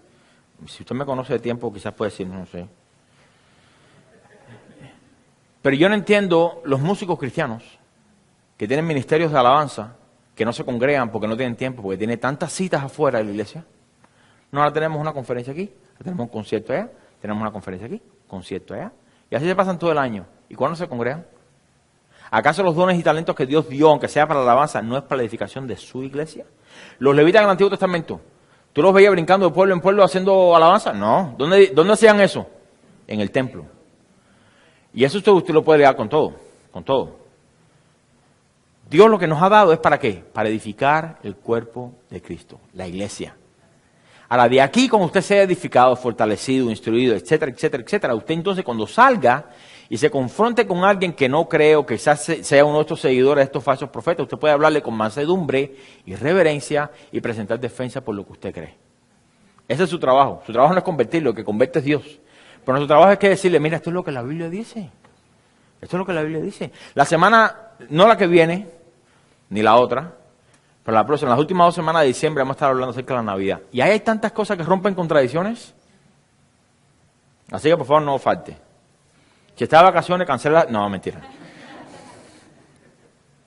Su meta era edificar de la misma manera que nuestra meta hoy es edificar. Dios nos ha dado dones y talentos para la edificación de la iglesia. Y esta edificación, escuche, siempre es necesaria. Dice que la espada la tenían ceñida en los lomos. Y con ella, así, edificaban. Solamente cuando sonara la trompeta es que iban ahí a pelear. ¿Qué nos muestra eso? Que la defensa del Evangelio no es siempre necesaria. Pero la edificación de la iglesia es siempre necesaria. Entonces, concéntrese en lo que Dios nos ha dado para hacer. Hay mucha tarea, hay mucho trabajo que hacer. En vez de estar afuera con la espada del zorro, ¿no? A todo el mundo. La defensa del Evangelio solo es necesaria cuando llegue el momento de hacerla. La edificación siempre lo es. Siempre lo es. Ellos trabajan con la espada ceñida en sus lomos y así edificaban. Si cada cristiano se enfocara en disponerse a Dios para ser limpiado, preparado, instruido, para ser instrumento de honra en su casa y así ser usado para la edificación del cuerpo de Cristo, y solo sacar la espada de la palabra cuando fuera necesario, no tendríamos el tiempo de estar propagando a los falsos porque usaríamos nuestro tiempo para hacer lo que Dios nos ha mandado a hacer. Una vez me encontré con un pastor, y creo que le he hablado varias veces, que me dijo, no hermano, me gustaría que me diera su correo electrónico para mandarle información y mandarle no sé qué. Y yo dije, oh, está bien chévere, este es mi correo. No, 3 correos diarios de falsos profetas. Y que, no, estoy para eso. No tengo tiempo para eso. Aparte, no es que no tenga tanto el tiempo, es que me da úlceras. Entonces, si usted quiere que su pastor dure bastante tiempo, por favor no me envíe esos videos. ¿Ok? Me provoca meterme así por la computadora en el espíritu y agarrarlos por el cuello. Las cosas que hacen y la gente que siguen ahí, amén, amén. Usted quizás dirá, bueno, el apóstol Pablo sacó a la luz a los falsos profetas de su tiempo y los mencionó por nombre. Sí, es verdad. ¿No deberíamos hacer nosotros lo mismo? Sí. Pero la diferencia es que Pablo mencionó el nombre de aquellos que habían salido en medio de la congregación. Los que eran un peligro a la congregación local. Pablo nunca le dijo, no, hay un falso profeta en Antártica. ¿A qué le importaba eso en Antártica? O en Cuba hay alguien que está haciendo brujería. A esto no le interesaba eso. A él le preocupaba la iglesia local. Si presenta un peligro para la iglesia local, sí. Sí. Lo mencioné hace unas cuantas semanas. Si al frente ya vendieron el lote de frente. Si ahí hicieran una iglesia satánica, o una iglesia de falsa doctrina, o Maldonado una iglesia ahí, o Cash Luna, o qué sé yo, todo ese rollo de gente, ¿no? Y abren una iglesia ahí, sí, mi trabajo entonces es que advertirle a la iglesia, cuidado con los falsos profetas. Ya. Pero si están allá, pues no sé dónde, ¿qué peligro presenta para nuestra vida? Ninguno. Pablo menciona el nombre de aquellos que habían salido en medio de la congregación de los santos y estaban trastornando la fe de algunos con falsas enseñanzas. Eso sí, como esto presentaba un grave peligro para la iglesia local, era necesario advertir a la congregación de este peligro. Pregunta es, ¿qué peligro presenta para usted y su familia el hecho de que en Sudamérica alguien esté ungiendo escobas para amarrar la maldición? O ungiendo chicles. Y toda cantidad de sandeces que hay por ahí. ¿En qué nos afecta eso a nosotros? Si las escobas las vendieran en Home Depot ya sería diferente. No presenta ningún peligro para nosotros. ¿Por qué perder el tiempo entonces estar? No, mira, fulano de tal, allá en Corea, no sé dónde. Mira, ¿sabe qué? De eso deben ocuparse los cristianos de esa área. Y advertir y cuidar sus congregaciones. No es nuestra. No es nuestra. Ahora, si alguien que usted conoce va a una de esas iglesias, le dice, no, en mi iglesia son tremendos. Trajeron últimamente una escoba bien grande que para barrer no sé qué. Ahí usted entonces, con paciencia, con mansedumbre, que eso es bien difícil para nosotros. Porque uno, como uno tiene la verdad, uno como que quiere sacudirlos, ¿no? Usted no ha visto la película esa que se llama Click, donde pausa. A mí me provoca a veces pausar y después darle play otra vez. Porque, oye, le provoca a uno un celo, ¿verdad? Yo me imagino que el Señor Jesús sintió cuando entró al templo y vio las mesas de los cambistas y la gente haciendo dinero para costillar el Evangelio. Y volteó las mesas. Ahí es donde tenía que haber llamado 2 legiones de ángeles. Va a desaparecer a todo el mundo. Pero bueno, la misericordia de Dios triunfa sobre toda nuestra ira. Amén. Gloria a Dios por eso.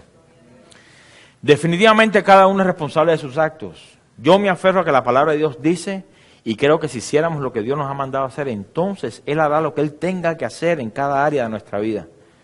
Deje que Dios lidie con ellos. No les haga propaganda. Yo sé que usted, la mayoría no lo hace porque esto lo he predicado varias veces, pero no caiga en la trampa. Déjelos. No le dé like, no le dé no sé qué, déjelos que sigan andando. Dios se ocupará de ellos. Si va a compartir algo, comparte algo que edifique. ¿No? Comparte algo que edifique, como Dios le ministró en tal palabra, en que no ponga, mira, ya lo dijo una vez y usted probablemente se sienta mal. No ponga solamente versículos bíblicos. Para eso la gente tiene la Biblia. Mejor porque no pone el pensamiento completo. Usted hizo su devocional, Dios le ministró en algo, compártalo. Puede que sea bendición para otro. Pero si solamente pone el versículo bíblico, pues la gente va a leer la Biblia, nada más, lo cual es bueno. Pero ponga algo que edifique, a eso me refiero. Que edifique, que fortalezca la fe de los hermanos. Versículo 39. ¿Dónde estamos? Ya no sé ni dónde estamos. ¿Estamos en Hechos todavía o no? No estamos en Nehemías. No, pase ahí como unos 500 años para el Nuevo Testamento. Dice el versículo 39. Mas si es de Dios, no la podréis destruir. No seáis tal vez hallados luchando contra Dios. Y aquí una vez más vemos ratificada la promesa de parte de Cristo a través de los labios de Gamaliel. Y es acerca de la protección de Dios para con su iglesia. ¿Ya llegó ahí? Bueno, vaya conmigo a Mateo 16 ahora. Versículo 15. Uno de mis pasajes preferidos, favoritos. Mateo 16, 15.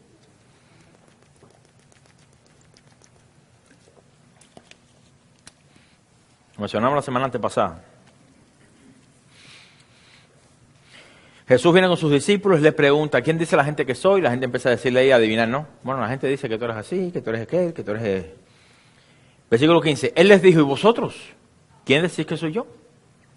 Respondiendo Simón Pedro dijo, tú eres el Cristo, el Hijo del Dios viviente. Entonces le respondió Jesús, bienaventurado eres, Simón, hijo de Jonás. Porque no te lo reveló carne ni sangre, sino mi Padre que está en los cielos.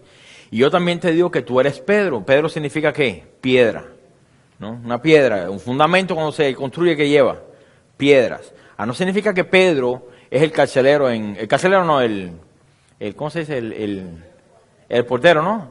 No, el portero tenemos a Alberto y tenemos a cuando Juan.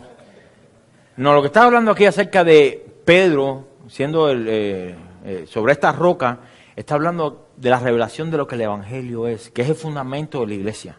Es el fundamento de la iglesia. Y sobre esta roca edificaré mi iglesia. ¿Qué conocimiento era este? De que Jesús es el Cristo, el Hijo del Dios viviente. Y ahí se reúne completamente todo lo que es el Evangelio. Quien Dios es, quien Cristo es y la obra redentora de Cristo. Si lo estudia a profundidad, eso es lo que significa. Dice, y sobre esta roca edificaré mi iglesia. Y las puertas, mira la promesa, y las puertas del Hades no prevalecerán contra ella. ¿Qué clase de promesa? Si vamos a usar la de Gamaliel. Mas si es de Dios, no la podréis destruir. No seáis tal vez hallados luchando contra Dios.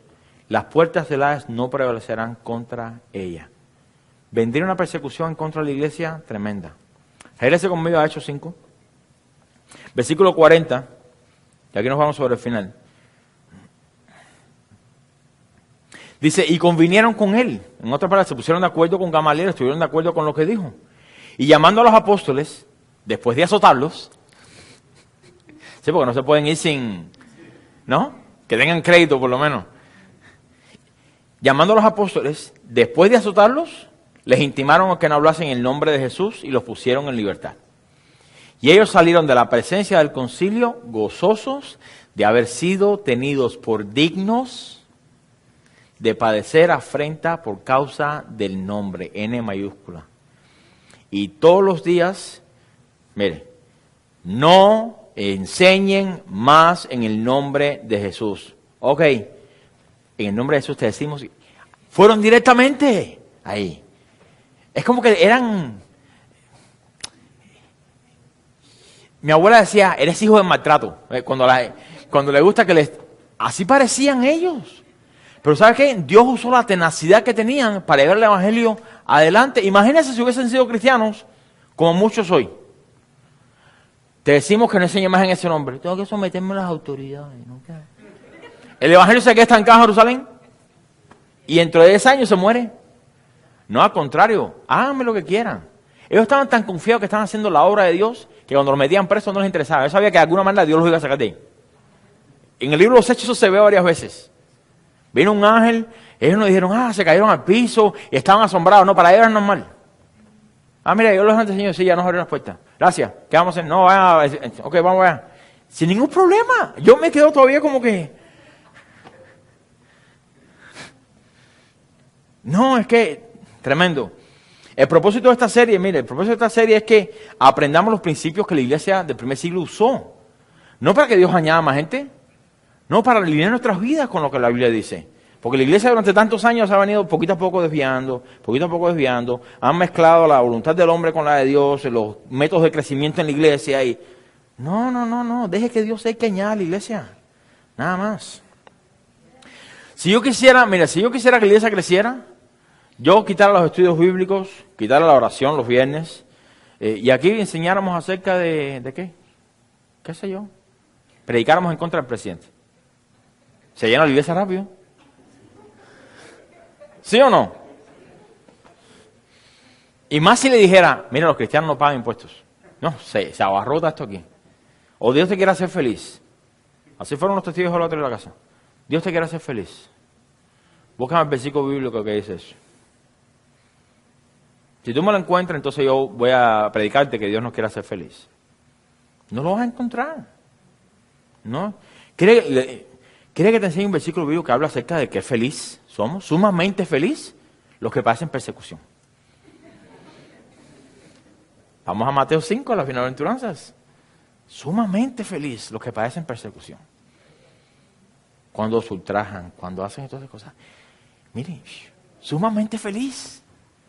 Eso es lo que quiere Dios que tú tengas, esa felicidad. Y ahí se viran y se van, ¿no? La obra de Dios, nadie la podrá destruir. Puede que cierren los edificios. Yo me he encontrado, mira, hay estadísticas, yo no realmente no sé cuán ciertas son, pero que cada semana tantos miles de iglesias cierran aquí en Estados Unidos. Me imagino que a la misma vez miles de iglesias abren, no sé. Pero cuando dicen la iglesia cerró, ¿realmente fue que la iglesia cerró o que cerraron el edificio? Vamos a pensar. ¿Qué es la iglesia? Regresamos al principio. ¿Qué es la iglesia? Es el grupo de redimidos. A menos que lo vengan y nos aniquilen a todos, pongan una bomba y nos... Ahí se puede decir, no, la iglesia se la destruyeron. Pero si cierran el edificio, big deal, cerraron el edificio. Nos reunimos en otro lugar. Ahí nos vamos para casa de quién. Para casa del pastor. Y así empezamos. Así no empezamos. Con Ujieres, ya empezamos con Ujieres. Hugo los conoció. O los conoce.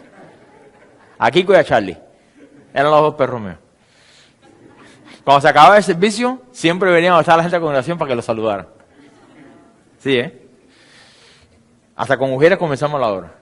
Pero la iglesia no cierra simplemente porque cierra un edificio. O porque simplemente le quitaron la licencia. O le quitaron el estado del 501c3 o de los impuestos. La iglesia es el cuerpo de Cristo en nosotros. Y cuando nosotros nos reunimos como iglesia. El otro día nos reunimos en la reunión de acción de gracias. Ahí estuvo la iglesia. No aquí, allá. La iglesia no es el edificio.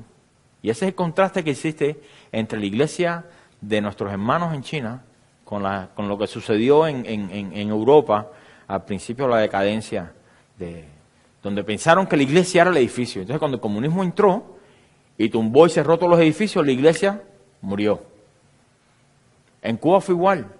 Fidel llegó y cerró todas las iglesias. Incluso le decía a los niños que él era Dios.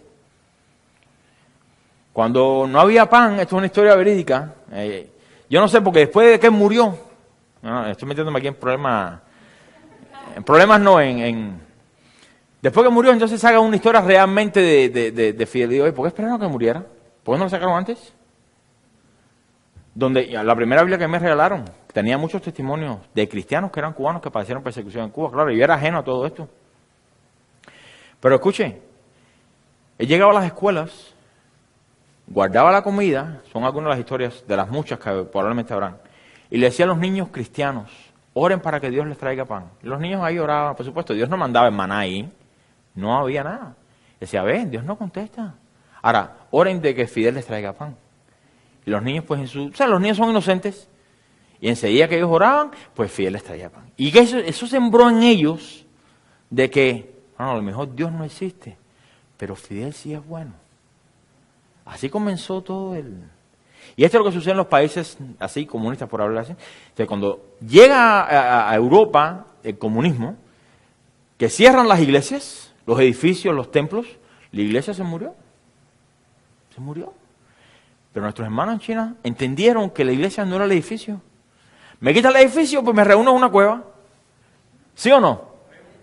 No quiere que adore a Dios a las 9 de la mañana porque es prohibido, me reúno a las 3 de la mañana. Y se reúnen a esas horas. Y cantan himnos. Y no tienen instrumentos de música, nosotros por lo menos tenemos aquí la música. Allá no tienen nada de eso porque si los agarran, pues... Pero la iglesia no es lo exterior, la iglesia no es el aire acondicionado, la iglesia no es esto, la iglesia no es el púlpito, no. La iglesia somos nosotros. Y predicamos aquí, allí, donde estemos. Ese es el propósito de la iglesia, hacer la iglesia donde quiera que estemos. No aquí un domingo, afuera. Yo creo que parte de la decadencia de la iglesia ha sido cuando nos pusieron en un edificio. Porque entonces metimos a Dios en un edificio. Y tenemos la mentalidad que vamos a la iglesia, y vamos a ser santos en la iglesia, y vamos a portarnos bien en la iglesia, y vamos a amarnos unos a los otros en la iglesia. No, vamos a amarnos porque somos la iglesia. Vamos a predicar porque somos la iglesia. Vamos a alcanzar afuera porque somos la iglesia. Usted es la iglesia aquí, allá, en China o en Japón. Usted es la iglesia, parte de la iglesia.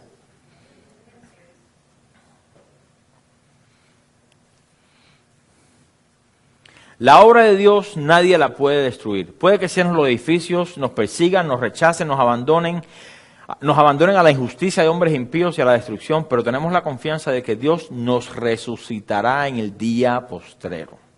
Y que no será para destrucción, sino para vida eterna. Esta era una verdad que los apóstoles entendieron bien desde el principio de la iglesia, y es la misma verdad que debe estar presente en nuestros corazones hoy. Le voy a pedir que vaya conmigo a 2 Corintios 4 y con esto terminamos. 2 Corintios 4, versículo 7.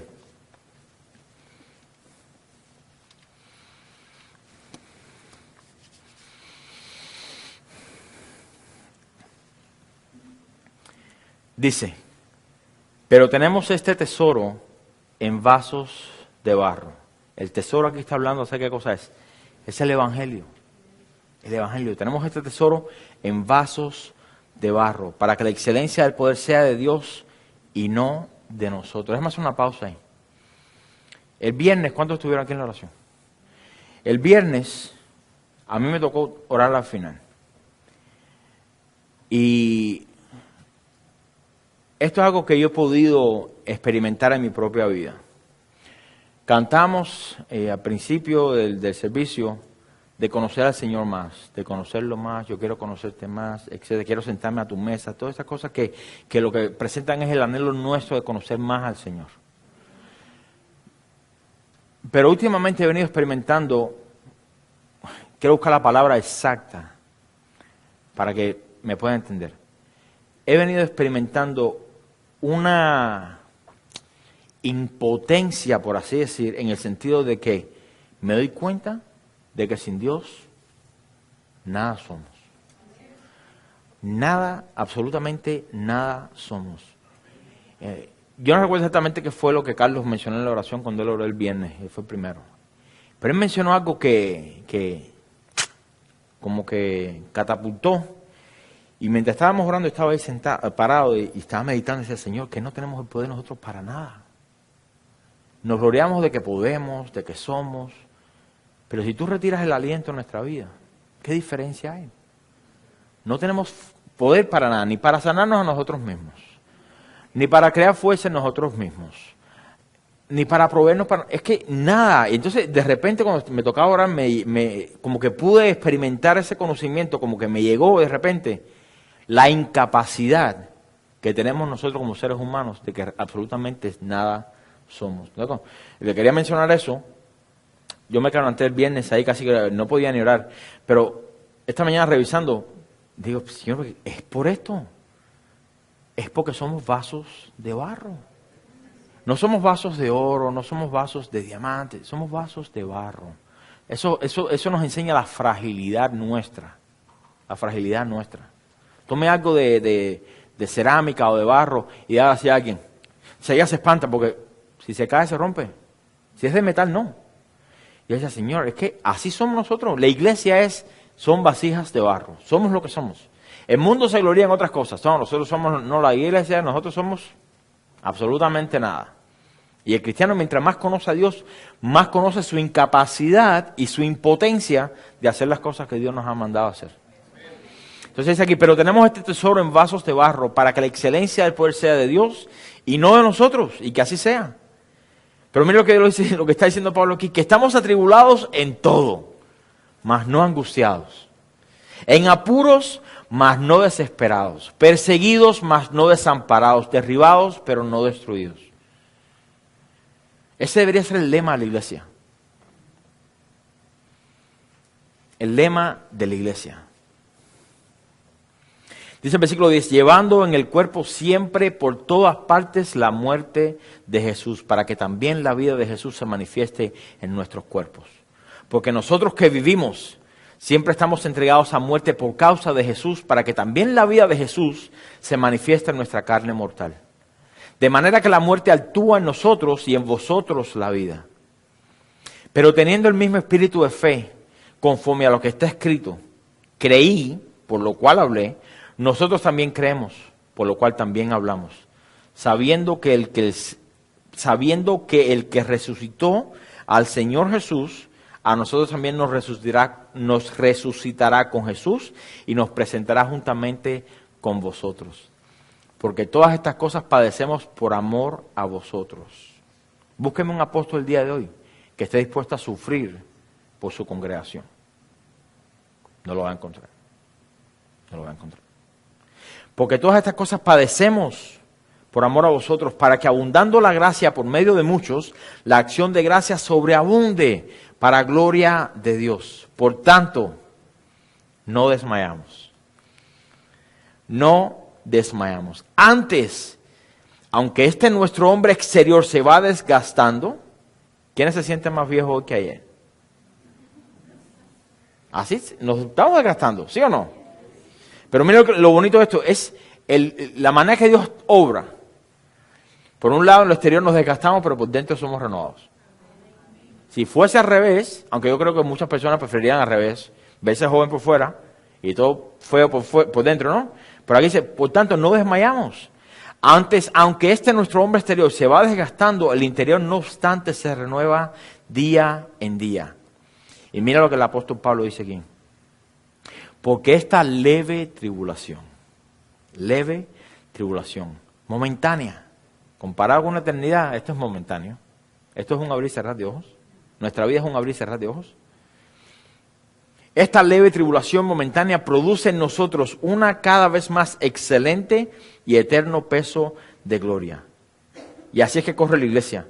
No mirando nosotros las cosas que se ven, sino las que no se ven. Pues las cosas que se ven son temporales, pero las que no se ven son eternas. Mire, los apóstoles entendieron este principio claramente. Ellos sabían que ni la persecución, ni espada, ni hambre, ni desnudez, nada podría separarlos del amor de Cristo. Nada, absolutamente nada. Por eso vez tras vez, ¿qué hacían? Los metían presos y salían y regresaban otra vez a lo mismo. Ellos tenían una fidelidad hacia lo que Dios les había demandado a ellos y delegado, que para ellos sería un pecado no hacerlo. No importa la persecución que sea. No importaba. Y Dios usó personas así y usa todavía hoy personas así, confiadas en Él e entregadas a Él para llevar a cabo su obra. La pregunta es, ¿en qué bando está usted? ¿En la obra que es de hombre, que se desvanece?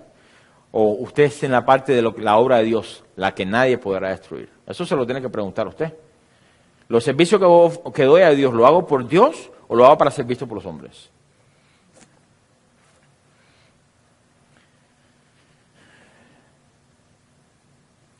Leve tribulación momentánea.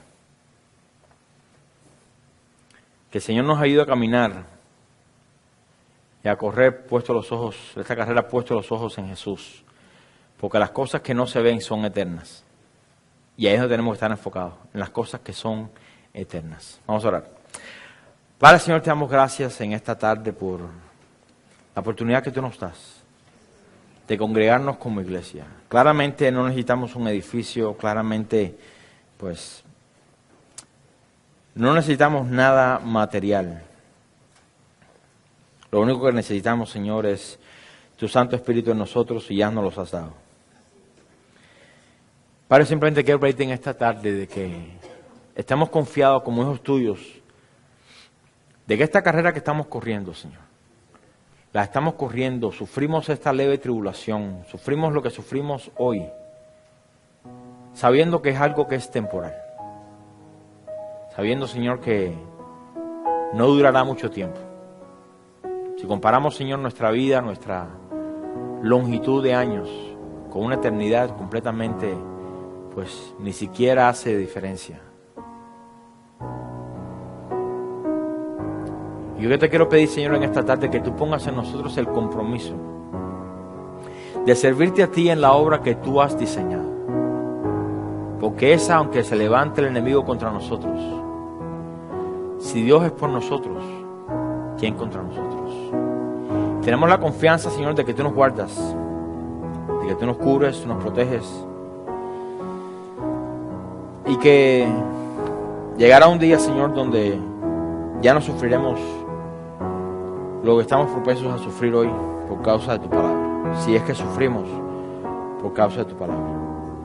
Yo simplemente te pido, Señor, en esta tarde que tú crees en nosotros la conciencia de lo que tú nos has delegado, Señor, tú demandarás de nosotros en el día de mañana. Te pido que tú nos ayudes, Señor, como Nehemías, a edificar, a concentrarnos en las cosas que realmente importan, a ser transformados, a ser santificados. Que tú nos des el poder que necesitamos, Señor, para ser testigos tuyos. Que no sea nuestra vista ni nuestra mente desviada, Señor, por todas las cosas que suceden a nuestro alrededor con los falsos profetas. Siempre han existido, siempre existirán. Que nos apropiemos hoy, Señor, hoy de las palabras que aunque fariseo, tú usaste en ese momento, Señor, para declarar una verdad tan sencilla. La obra que es de los hombres perecerá, mas lo que es de Dios, nadie lo podrá destruir. Te damos gracias, Señor, que no servimos a una institución. Tú no nos has salvado, Señor, para permanecer a un grupo religioso. Tú nos has adoptado en tu familia. Y como hijos adoptados, Señor, tenemos todos los beneficios que vienen con esa adopción. La herencia, la paternidad, perdón de nuestros pecados, misericordia gratuita, gracia inmerecida, amor eterno. ¿Qué más podemos pedir, Señor? ¿Qué más podemos pedir? Yo te pido, Señor, que nuestros ojos estén enfocados en tu sacrificio y en lo que ya tú has hecho por nosotros. Te damos gracias por las promesas del día de mañana. Pero te pido, Señor, que hoy podamos poner nuestros ojos en lo que tú tienes para nosotros hoy. Cada día tiene su propio afán. Te pido que tú nos ayudes en nuestras debilidades, Señor. Que por favor tengas misericordia de nosotros, que tú perdones nuestros pecados. Si hemos reclamado fidelidad, Señor, hacia algún grupo religioso o a Casa de Oración Florida, Señor, nuestra fidelidad tiene que ser primeramente a ti sobre todas las cosas. Sobre todas las cosas. Y una vez que nos entreguemos a ti, nos demos a ti, entonces nos damos a nuestros hermanos. Te pido que tú nos ayudes para que cuando nuestra vida sea probada, cuando nuestras obras sean probadas, no sean destruidas como la madera, el heno y la hojarasca, sino que permanezcan porque hemos edificado en ti, que nuestra vida esté formada en ti, entendiendo este principio, que solamente somos vasos de barro y que la excelencia y el poder provienen de ti solamente, Señor. Ayúdanos, Señor, y enséñanos a servirte con este conocimiento. Enséñanos a sentarnos a tu mesa, para que ahí tú hagas con nosotros lo que tú quieras hacer. Tener ese valor, Señor, de presentarnos diariamente delante de ti, transparentes, practicando la transparencia. Ya tú sabes lo que somos. Cada uno de nosotros sabemos realmente quiénes somos en el interior. Pero esas cosas, Señor, queremos que tú continúes cambiando hasta que Cristo sea formado en nosotros. No el pastor en cada uno de nosotros, no el apóstol Pablo en cada uno de nosotros, no. Cristo formado en nosotros. Te pido que tú bendigas a la iglesia, Señor. Que pongas en ellos y en mí también, Señor, como parte de esta congregación, el deseo y la urgencia de ser transformados día a día, sabiendo que lo que tú comiences en nosotros eres fiel y justo para terminarlo. Esta es la obra que nadie puede destruir. Llévanos, Señor, con bien a nuestros hogares de destino, Señor, en esta tarde. Úsanos esta semana. Danos oportunidades para predicar, aún en medio de la persecución. Por favor, Señor, que no sea algo que recibimos aquel domingo y decimos amén y nos vamos ministrados, pero que el Espíritu Santo continúe su obra durante la semana, Señor. Danos el denuedo para predicar, para hablar, para convencer a aquellos que se oponen, pero también danos la humildad y la mansedumbre que necesitamos. No queremos ser piedra de tropiezo. Queremos, Señor, ser bendición en tus manos. Gracias por este tiempo, Señor. A ti damos toda gloria y toda honra, Señor, en el nombre poderoso de Jesús. La iglesia dice amén, amén. Gloria a Dios.